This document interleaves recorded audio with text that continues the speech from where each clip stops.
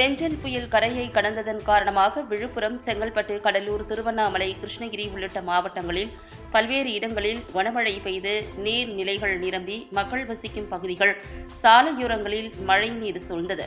இதனால் அம்மாவட்டங்களில் மக்களின் இயல்பு வாழ்க்கை வெகுவாக பாதிக்கப்பட்டுள்ளது.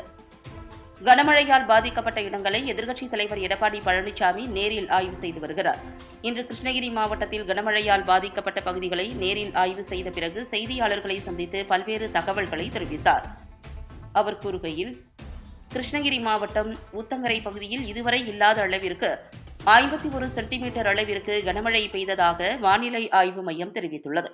ஊத்தங்கரை, போச்சம்பள்ளி தாலுகாக்களில் அதிகமாக பெய்த கனமழை காரணமாக அங்குள்ள ஏரிகள் நிரம்பி உபரி நீர் அதிகமாக வெளியேறியது. இதில் ஊத்தங்கரை ஏரி அருகே அமைந்த பேருந்து நிலையம் அருகே நிறுத்தி வைக்கப்பட்டிருந்த 50 வாகனங்கள் சாலைக்கு அருகில் இருந்த பள்ளத்தில் நீரில் அடித்து செல்லப்படும் நிலையில் உள்ளன.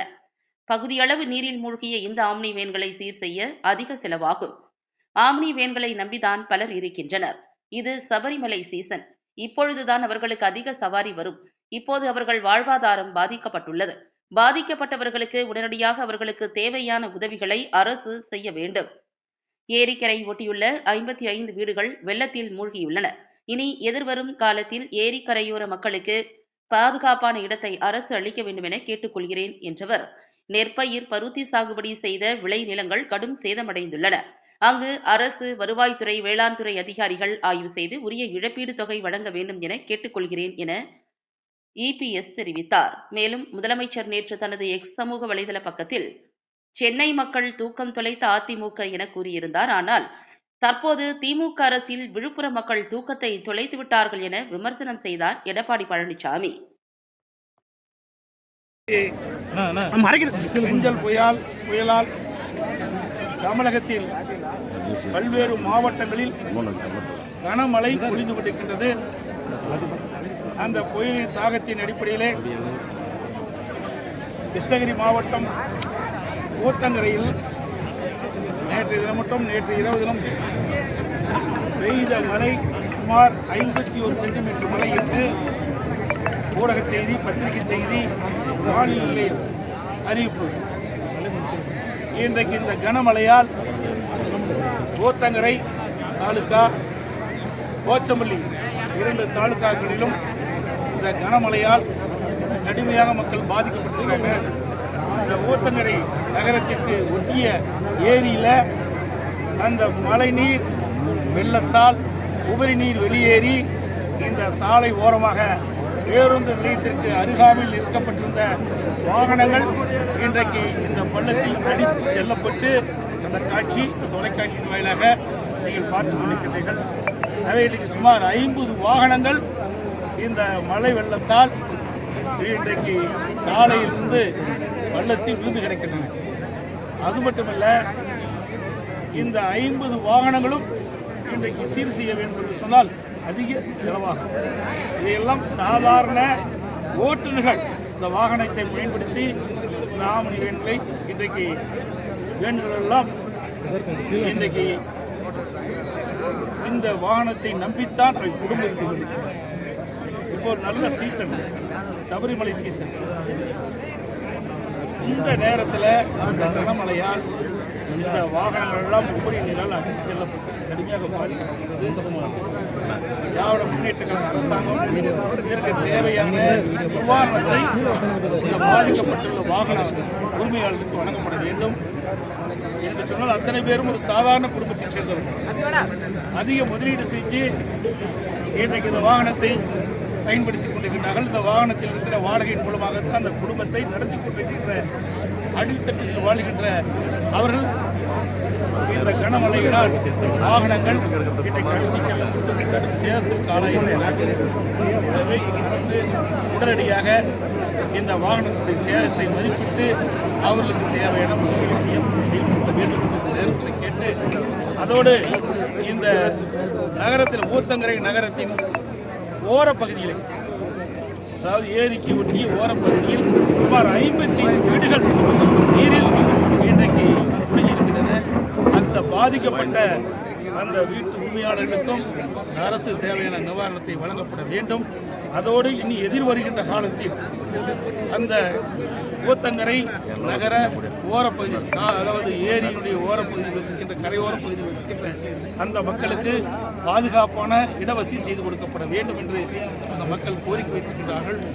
அந்த கோரிக்கையும் இந்த அரசு பரிசீலித்து அவருக்கு மாற்று இடத்தை, பாதுகாப்பான மாற்று இடத்தை வழங்க வேண்டும் என்று கேட்டுக்கொள்வதோடு, இந்த கனமழையால் போச்சம்பள்ளி தாலுக்கா, இந்த ஊத்தங்கரை தாலுக்கா, 2 தாலுக்கால் இருக்கின்ற விளைநிலங்கள் நெற்பயிர் சாகுபடி செய்திருக்கிறார்கள். விவசாயிகள் பருத்தி சாகுபடி செய்திருக்கிறார்கள்.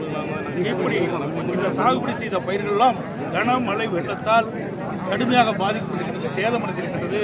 இதையெல்லாம் இந்த அரசாங்கம் உடனடியாக வருவாய்த்துறை, வேளாண் துறை அதிகாரிகளை அனுப்பி வைத்து முழுமையாக கணக்கிடப்பட்டு பாதிக்கப்பட்ட இந்த வெள்ளத்தால் பாதிக்கப்பட்ட விவசாயிகள் அனைவருக்கும் இழப்பீட்டுத் தொகை வழங்கப்பட வேண்டும் என்று கேட்டுக்கொள்கிறேன். கிருஷ்ணகிரி மாவட்டம் மட்டும் இல்லாமல் தமிழகத்தில் எல்லா மாவட்டங்களுமே நான் ஏற்கனவே நேற்று தினமே நான் பேட்டி கொடுத்தேன். இன்றைக்கு தமிழ்நாட்டில் கனம் மழையால் வெள்ளத்தால் பயிர்கள் சேதமடைந்திருக்கின்றன. அப்படி பாதிக்கப்பட்ட விவசாயிகள் அனைவரும் முழுமையாக கணக்கெடுக்கப்பட்டு அவர்களுக்கு தேவையான நிவாரண உதவி வழங்க வேண்டும் என்று நேற்றைய தினமே ஊடகத்தின் வாயிலாக, பத்திரிகையின் வாயிலாக தெரிவித்திருக்கின்றேன். அதையும் இந்த அரசு செயல்படுத்த வேண்டும். அதோடு நேற்றைய தினம் முதலமைச்சர் அவருடைய எக்ஸ் வலைதளத்தில் ஒரு செய்தி வெளியிட்டார். அதில்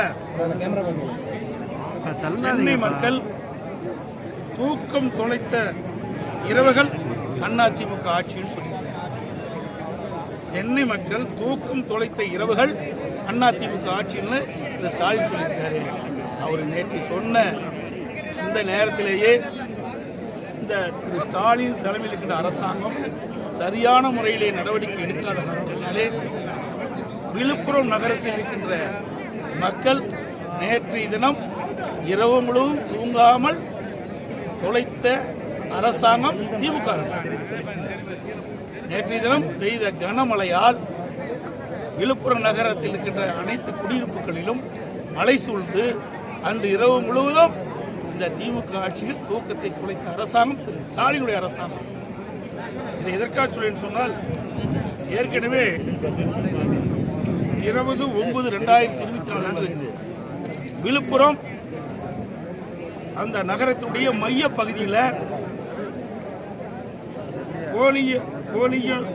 கோலியனூரான் வாய்க்கால் மையப்பகுதியில் சென்று கொண்டிருக்கின்றனர். அந்த கால்வாய் அதிமுக ஆட்சி இருக்கின்ற பொழுது 2016 1.5 கோடி ரூபாயில் தூர்வாரணும். அதுக்கு பிறகு 8 ஆண்டு காலமாக அதில் தூர்வாரப்படல, குந்து போயிருந்தது. அந்த கால்வாயெல்லாம் அடைப்பு ஏற்பட்டிருந்தது. இதை சுட்டிக்காட்டி 20/9/2024 அன்று அனைத்து இந்திய அண்ணா திராவிட முன்னேற்ற கழகத்தின் சார்பாக மாவட்ட ஆட்சியாளர் அலுவலகம் முன்பு ஒரு கண்டன ஆர்ப்பாட்டத்தை நடத்தினார். இதில் தூர்வாருங்கள், கனமழை பொழிகின்ற பொழுது இந்த கோலியனூரான் கால்வாயின் வழியாகத்தான் இந்த நீர் வெளியேற முடியும். இதை உடனடியாக இந்த அரசு தூர்வாரத்துட நடவடிக்கை எடுக்க வேண்டும் என்று அரசினுடைய கவனத்தை ஈர்ப்பதற்காக அதிமுக சார்பாக போராட்டம் கண்டன ஆர்ப்பாட்டம் நடத்தினோம். அந்த ஆர்ப்பாட்டத்தில் அங்கே இருக்கின்ற மாவட்ட செயலாளர், நாடாளுமன்ற முன்னாள் அமைச்சர் திரு சி.வி. சண்முகம் அவர்களும் அங்கே இருக்கின்ற கழக நிர்வாகிகள், பொதுமக்கள்லாம் அந்த ஆர்ப்பாட்டத்தில் கலந்துட்டாங்க. அப்பொழுதாவது இந்த அரசாங்கம் விழித்துக் கொண்டு அந்த கால்வாய் தூர்வாரி இருந்தால், நேற்று பெய்த கனமழையால் அந்த நீரெல்லாம் அந்த கால்வாயின் வழியாக வெளியேறி அந்த குடியிருப்பு விழுப்புரம் நகரத்தில் இருக்கின்ற குடியிருப்புகளில் தண்ணி பூந்திருக்கிறது. ஆனால் செய்ய தவறிய அரசாங்கம் திமுக அரசாங்கம். நேற்றைய தினம் பெய்த மழையில் விழுப்புரம் நகர மக்கள் குடியிருப்பு பகுதியில் தண்ணி சூழ்ந்ததற்கு காரணம் ஸ்டாலினுடைய அரசாங்கம். கையிலாகாத அரசாங்கம், செயலற்ற அரசாங்கம், சரியான முறையில் செயல்படாத காரணத்தினால்தான் இந்த விழுப்புரம் நகர மக்கள் நேற்று பெய்த கனமழையால் பாதிக்கப்பட்டிருக்கிறாங்க. இன்னைக்கு நேற்றை கூட பேட்டி கொடுக்கும்போது ஸ்டாலின் குறிப்பிட்டிருக்காரு, எடப்பாடி பழனிசாமி கொடுக்கின்ற அறிக்கைக்கோ எனது பேட்டிக்கோ நான் வந்து பதில் சொல்ல வேண்டிய விருப்பம் இல்லை அப்படின்னு சொல்லியிருக்கிறார். விருப்பம் இல்லாத காரணத்தினால் தான் நாங்கள் கொடுத்த அறிக்கையின் அடிப்படையிலோ அல்லது மக்களுடைய பிரச்சனையை பற்றி நாங்கள் வெளியிட்ட செய்தியோ ஊடகத்தின் வாயிலாக வெளிப்படுத்துகின்ற செய்தியே அவர் முறையாக கடைபிடிக்கப்பட்டிருந்தால் நேற்றைய தினம் கனமழையில் விழுப்புரம் நகர மக்கள் பாதிக்கப்பட்டிருக்கிறார்கள். இந்த தூர்வாரி இருந்தால் அந்த கோலியானூர் கால்வாய் தூர்வாரப்பட்டிருந்தால் விழுப்புரம் நகர மக்கள் பாதிக்கப்பட்டிருக்கிறார்கள். ஆகவே அலட்சியமாக பதில் சொல்கின்ற ஒரு முதலமைச்சர் கண்டிக்கத்தக்கது. ஒரு பிரதான எதிர்க்கட்சி அப்படியே பிரச்சனை நாங்கள் முன்வைக்கிறோம்.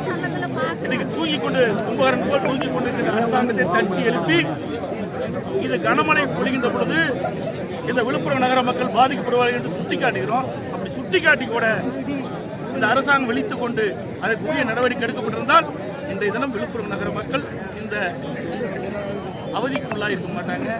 ஆகவே வேண்டுமென்றே திட்டமிட்டு ஆட்சி அதிகாரம் கண்ணை மறைக்கின்றது. அதிகார போதையில என்ன பேசுவதே என்று தெரியாமல் பேசுகின்ற முதலமைச்சர் இன்றைய முதலமைச்சர். மக்களுடைய பிரச்சனையை கவனிக்காத ஒரு முதலமைச்சர் தமிழ்நாடு முதலமைச்சர். ஒவ்வொரு பருவமழை